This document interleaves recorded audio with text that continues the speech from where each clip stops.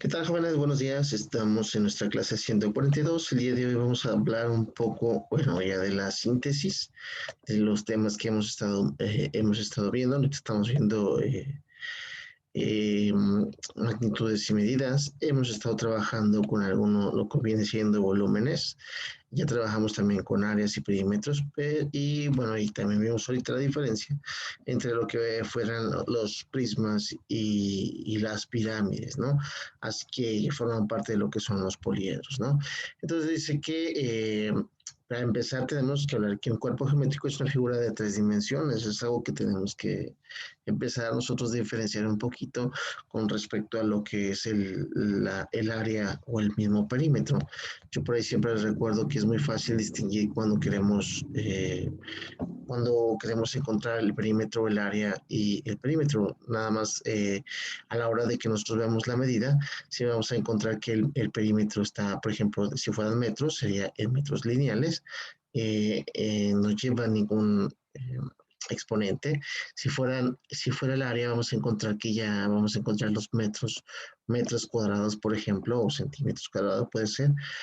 Y ya también cuando hablamos de volumen, también vamos a hablar de metros cúbicos. Esto también implica, bueno, el tipo de dimensiones la cantidad de dimensiones que tenemos de cada una de estas figuras, bueno, las figuras que vamos a estar formando, ¿no? Cuando llegamos al volumen ya hablamos de tres dimensiones, que viene siendo alto, ancho y largo, ¿no? Y, eh, y por ejemplo, cuando estamos hablando de área, pues hablamos de alto y ancho. Y simplemente cuando hablamos cuando es un perímetro, pues hablamos de simplemente medidas lineales, ¿no? Entonces, dice que si están limitadas, siempre vamos a encontrar que ya cuando encontremos un cuerpo geométrico, que es una figura, es diferente a una figura geométrica. Cuando hablamos de un cuerpo, ya estamos hablando de algo que tiene tres dimensiones y obviamente entre ellas están bueno, lo que van haciendo los poliedros, pero vamos a ver que tengo, por ejemplo, están limitadas por superficies planas como en los prismas y en los poliedros, por curvas como en las esferas y por planos y curvas como en los cilindros, que son quizás estas figuras no las hemos visto en esta etapa. Sin embargo, es cierto que también podemos tener lo que viene siendo esferas y también lo que son los cilindros, aunque no lo vemos, digo, también forman parte de. Dice, el poliedro es un sólido geométrico formado por caras planas. Si todas sus caras son el mismo polígono regular, se le llama poliedros regulares. O sea, por ejemplo, el dado, ¿no? Todas sus caras son iguales. Si se fija, cuando hablamos de caras, también podríamos hablar también de su base, porque también fue una parte muy importante que vimos, bueno, cuál es la cara, cuál es la base. Porque podríamos decir que yo lo manejaría más bien como todos sus lados, ¿verdad? Ya que obviamente nos podemos confundir un poquito a la hora de decir caras y bases, porque, bueno, tenemos lo que es una base y tenemos lo que son las caras que son las laterales. Pero entonces, yo aquí se agregaría un poquito de entender que los poliedros son aquellos que tienen todos, cualquier lado es igual, ¿no? Cualquiera de sus caras, de sus lados, bueno, vaya, mencionan caras, pero eh, sus caras y sus bases, pues. Entonces, en podría regular es el tetraedro, el cubo, el octaedro, el dodecaedro y el icosaedro. Entonces, bueno, hablan de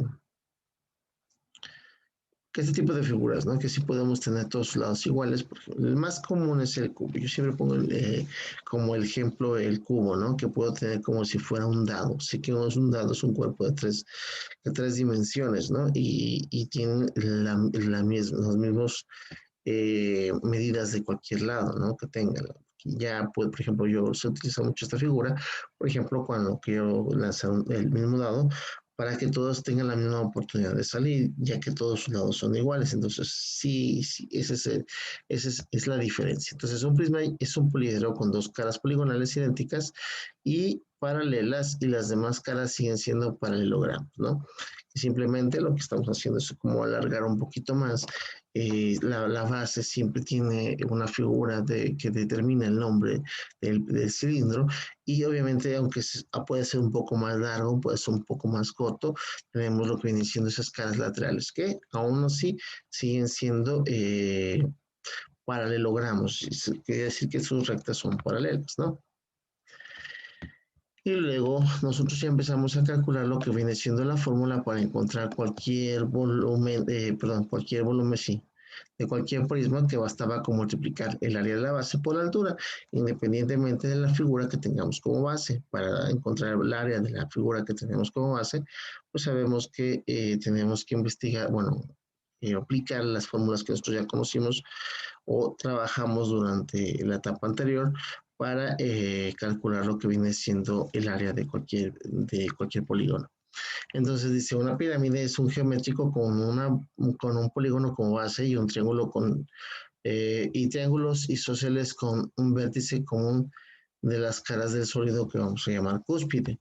Y luego dice que el volumen de una pirámide es igual a la tercera parte del volumen de un prisma de la misma base y por eso hemos encontrado que, aunque parece un poco, yo hubiera puesto un poquito diferente, sé que podemos ponerla así, sí, que el volumen, bueno, también yo les puedo decir, vamos a encontrar que es igual al área de la base, que esto significa AB, área de la base, por la altura, que en este caso, como siempre, yo utilizo más bien la letra H, por si alguna vez la vieron diferente.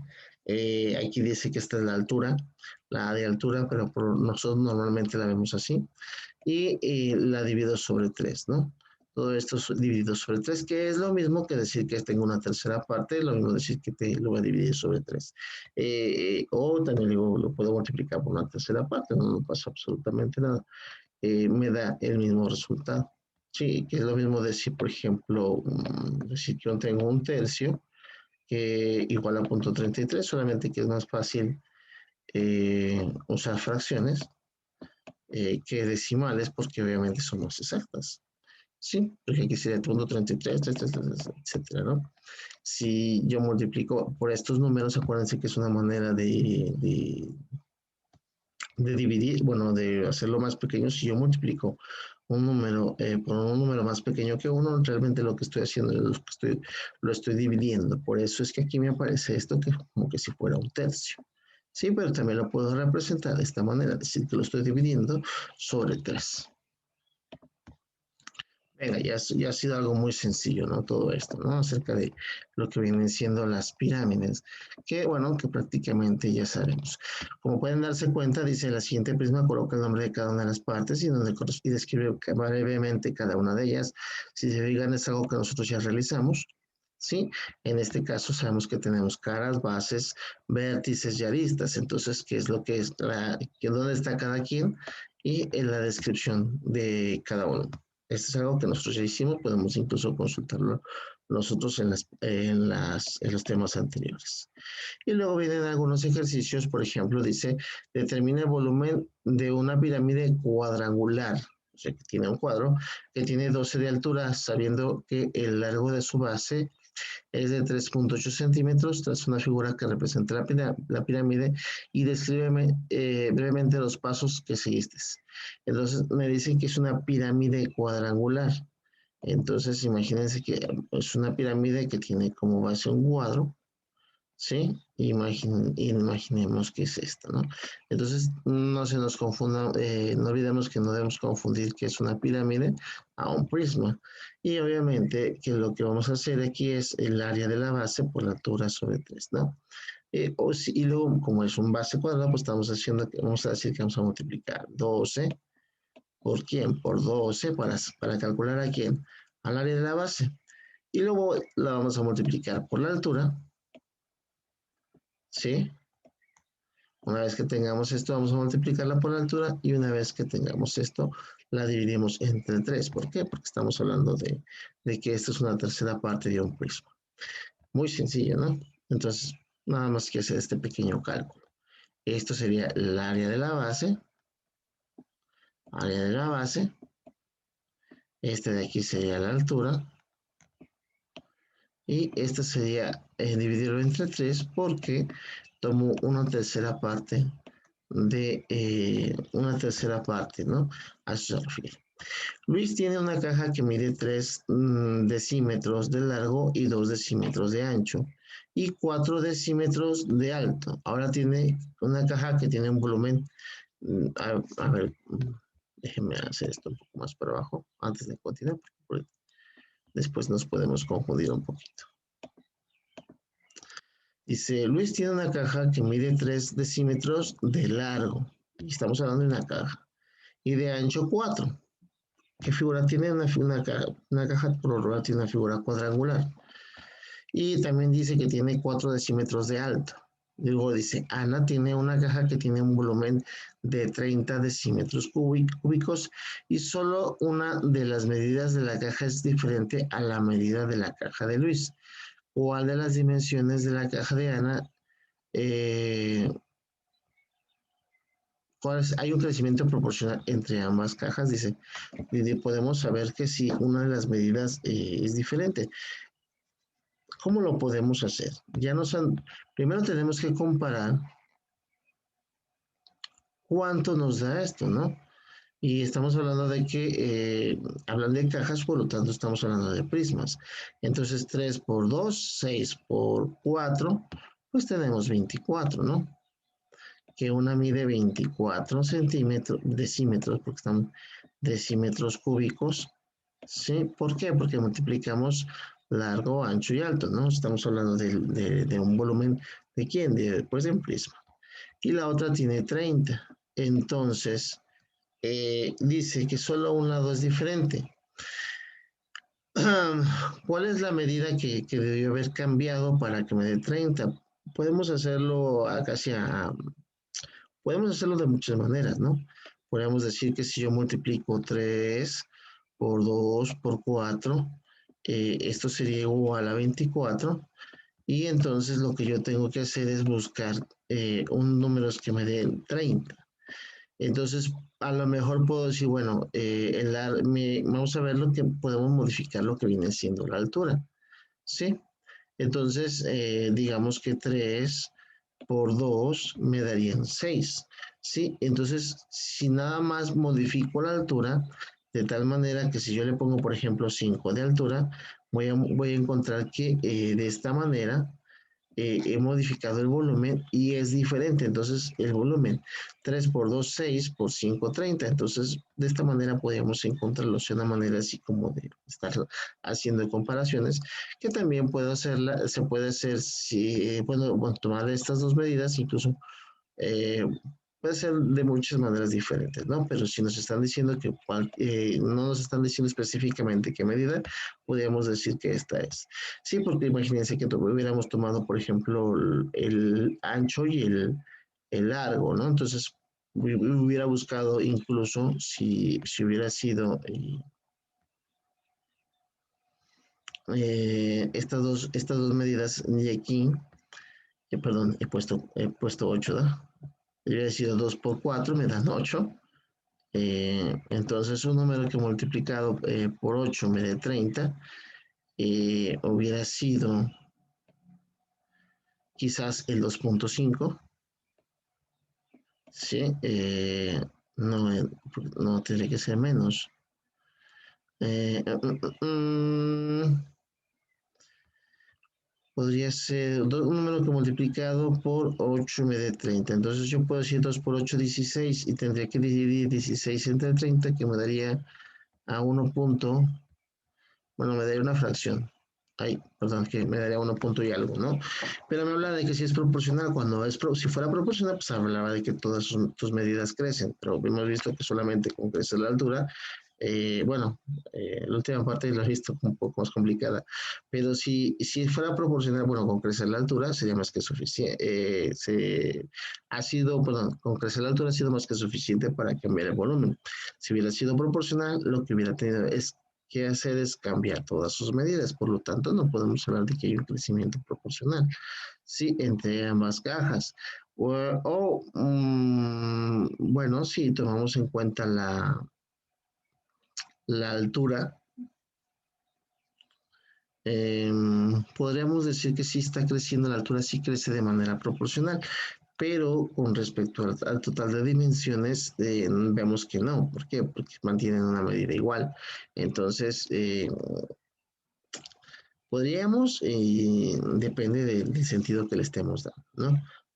Porque sí podríamos decir, si vamos a estar haciendo, vamos a estar creciendo la altura de manera proporcional para encontrar nosotros las medidas, entonces sí estaríamos hablando de proporcionalidad, ¿no? Suele un poquito complicado. Imagínense nada más, yo tengo mi prisma por aquí, más o menos así, ¿no?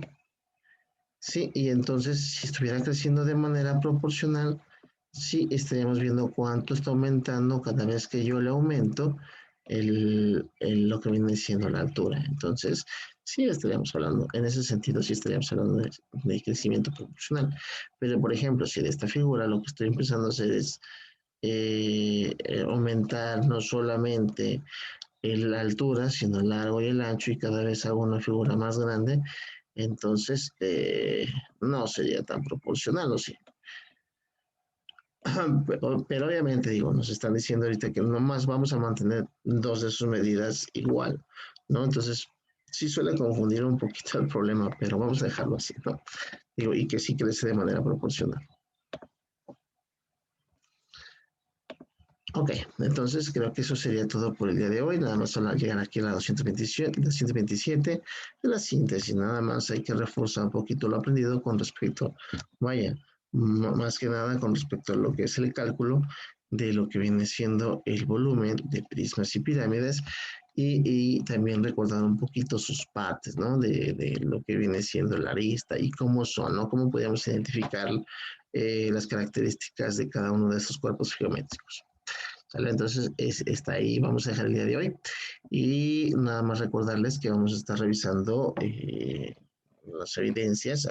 Ya se entregó la semana pasada, realizamos una pequeña parte de la evaluación. Así es que espero que todos tengan ya su evaluación lista para entregar el día de hoy. ¿Sale? Entonces sería todo y nos vemos en la próxima. Hasta luego. ¿Ya?